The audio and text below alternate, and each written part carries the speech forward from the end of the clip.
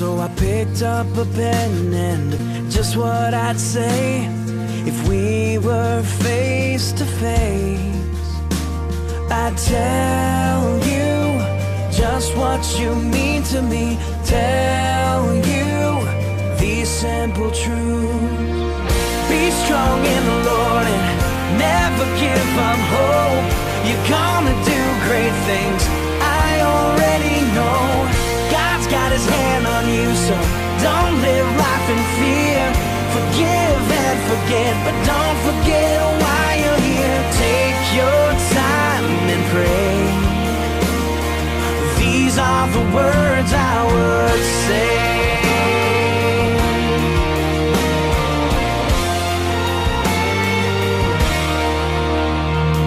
Last time we spoke, you said you were hurting, and I felt your pain in my heart. I want to tell you that I keep on praying. Love will find you where you are. I know, 'cause I've already been there. So please hear these simple truths. Be strong in the Lord and never give up hope. Dohe, kamusta? Dohe. So, isa na to sa mamimiss ko kapag after 20 or after 30, no? Matagal siguro bago marinig ko ulit yung mga ganun from you.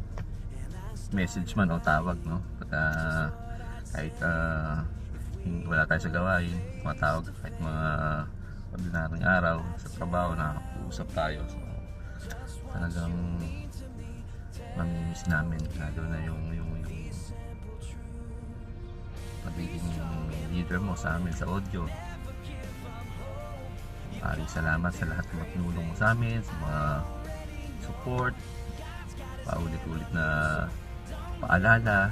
Maraming salamat. Alam namin lagi kang nandiyan, nakasuporta sa amin. Alam namin na talagang pinupush mo rin yung bawat isa para maibigay yung the best service natin para sa Lord. So, nakakalungkot man na ito nga for good na kayo, pero ako naniniwala din na mas mayroong magandang plano ang Lord sa ating lahat, lalo sa inyong mag-asawa. And we wish you all the best sa inyong pag-uwi doon, and na patuloy kayong magamit ng ating Lord sa kanyang mga gawain. Salamat Bro Ray.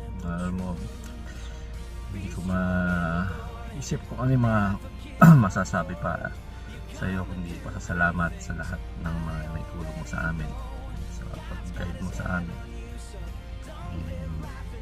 Sana pagka nakapagbakasyon din, kita-kita ulit tayo doon. Kung napag-uusapan sa isang group, hopefully mag-workout, no? So magiging ano ka na doon, arbab.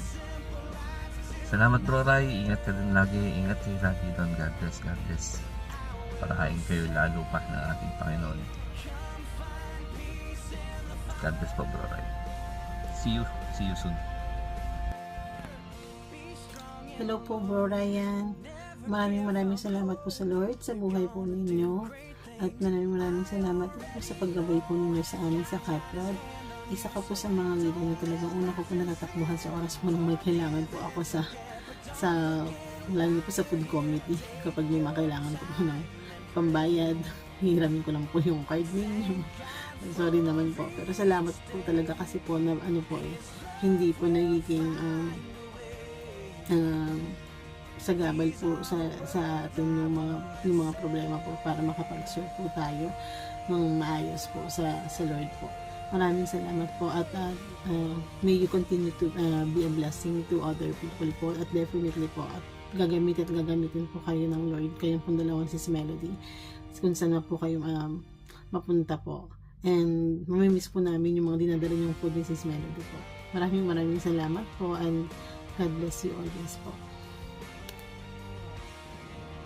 Hello Bro Rai, hi Sis Melody. magandang gabi kasi gabi namin to ni-record. And nakakalungkot isipin na maraming nagde-decide na umuwi ng Philippines for good and isa kayo sa mga gusto nang umuwi. Pero hindi naman ibig sabihin na doon mapuputol yung pagkakaibigan natin. Hangad namin na God will use you mightily dun sa pupuntahan nyo at chat-chat pa rin kahit na hindi na kita hihingan ng takeaways. Chat-chat ka pa rin. Salamat po sa friendship. Yeah. Ayun, Bro Rai, si Melody, maraming salamat sa inyo. Lalo na sa iyo, Bro Rai, kasi naging naging leader ka talaga, naging totoong leader ka sa amin nung kami nag-uumpisa pa lang. Hanggang ngayon, lagi mo kami iniintindi kung may mga hindi kami makaganap, hindi kami attend minsan. Maraming salamat sa pag-iintindi parati sa amin, and siguradong hindi ka din namin makakalimutan. Parang dumadami na kayong umuwi ng Pinas, sisiyet tapos ikaw. Anyways, good luck na lang sa inyo. God bless. Alam kong gagamitin kayo ng Lord doon. Sabi naman ni Brad Jero, meron mga gawain din doon, so hindi din mapapalayo, and alam kong gagamitin din kayo mightily ng Lord doon. God bless you more and more, and we will see you soon. Very soon. Mapagpalang araw po, Bro Rai. Hello po sa inyo pong dalawa ni Sis Melody and Bro Rai. Ayan, bagamat nakakalungkot na balita na kayo po ay for good na po. So, nais ko pong pasalamat sa lahat, sa Lord, sa buhay mo, Bro Rai, dahil especially ginamit ka ng Lord sa ministry talaga na inataw po sa inyo. Talagang nakita doon yung kasipagan, yung tapat, at yung good example na lingkod ng Lord po. So, namiss ko yung kakulitan natin. Siyempre, talagang yun yung una sa lahat na banding. Kaya talagang nakakalungkot, pero yun talaga, kailangan kong mag-decision. Yan nga po, pag-for good news. So, pasalamat talaga ako sa Lord dahil ginamit ko kayo mightily. Talagang nagpagamit ko kayo sa Lord, kaya talagang we are so blessed talagang isa ka sa ginamit ng Lord sa ministry na Cutthroat. Talagang good example po kayo, glory to God. Kaya salamat sa Lord sa buhay mo, Bro Rai. Mamimiss ka namin, at dalangin namin na palagi kayo ingatan ng Lord po doon, tsaka ano man yung mga plano nyo bilang mag-asawa. So dalangin namin na yung ikakabuti nyo para at yung kalooban lang ng Lord, no? At will ng Lord po yung masunod po sa buhay nito. Kaya naniniwala naman ako na talagang patuloy kayong gagamitin din ng Lord doon sa satellite natin doon sa Arayat, no? Kaya maraming salamat talaga dahil naging part kayo ng buhay namin, especially ikaw, Bro Rai, talagang nasaya kang kasama, kaya pinimiss ka namin. So yun lamang po, Bro Rai, talagang nakakagulat lang, pero napasalamat talaga kami, ako especially. Dali, papasyalan ka naman ako naman ikaw doon. Alam ko naman na yung lugar niyo po doon, so God willing, makakapasyal po doon, at wala kang pagtataguan dahil alam ko na yung lugar. So yun lamang, Bro Rai, kita-kits soon, and by the mercy and help of God, patuloy kayong magamit at patuloy kayong pagpalain ng ating Diyos na buhay. So yun lamang po, patuloy po kayong gamitin doon ng Lord, and patuloy kayong magpagamit po sa ating pong Panginoon, dahil dyan po yung sabi nga, di ba, yung pagpapala na makakamit natin, yung tunay na pagpapala na nagmumula sa ating Diyos. So maraming salamat sa kabuuan po, no? Sa experience, sa pagkakaibigan, and sa lahat. Salamat sa mga sa buhay nyo po. So yun lamang, Bro Ray, dakal salamat, and masanting. You're gonna do great things, I already know.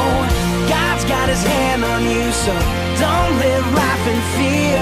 Forgive and forget, but don't forget why you're here. Take your time and pray.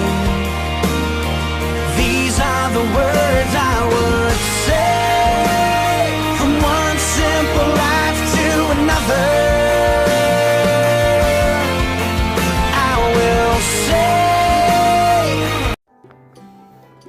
Hello my friend, how are you? Kaise ho? Why going my friend? So much problem. You go, I go. Dahil ang mga punchline namin ni Badaray. Minsan pag nagtatawagan kami, ayun yung mga ganung bagay. Yung talaga yung mga nakakamiss. Bro Ray, maraming salamat sa mga pinagsamahan natin bilang kapatid sa pananampalataya. Dalangin ko na ingatan ka ng Lord, ingatan kayo ni Sis. And maraming salamat sa mga tinuro mo sa amin, lalong-lalo na sa akin pagdating sa ministry, sa audio.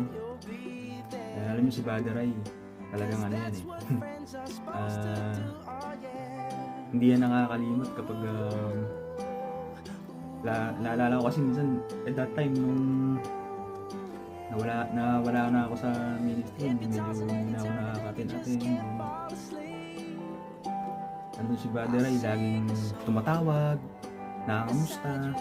Alam mo yung talagang hindi ka niya nakakalimutan, yung aalalahanin ka lang. Kasi talaga bilang isang leader, isang kapatid talaga sa pananampalataya, hindi ka niya pababayaan, hindi ka niya hayaan na mawala sa